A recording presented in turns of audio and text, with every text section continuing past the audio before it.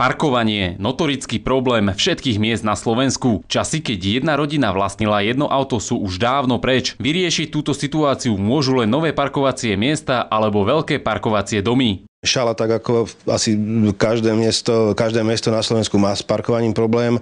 Záleží od sídliska. Najväčšie problémy sú pochopiteľne vo väčší. A samozrejme máme problém s parkovaním aj v centre mesta. Tu v centre mesta je dosť málo ako miesta na parkovanie. Kde v Šali sa parkuje najhoršie? Na väčší.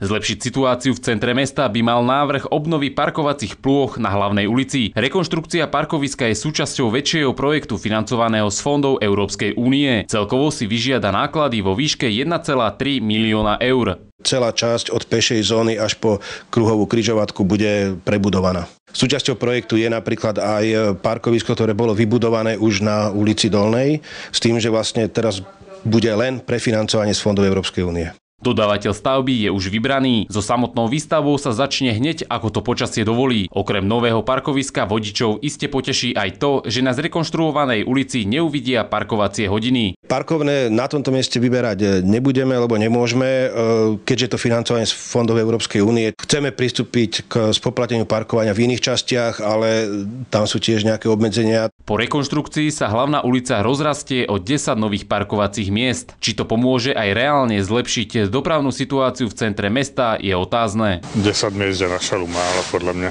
Však vidíte, jak tu stoja tie auta. To je o ničom. To je strašne málo. No, tých 10 miest bude len taká kvapka v mori, by som povedal, ale skôr by možno bolo zaujímavejšie, keby sa to nejak upravilo tak, aby nie do šikma sa parkovalo rovno, že tým pádom by sa získalo viacej tých parkovacích miest. Viktor Bokor, Televízia Kraja.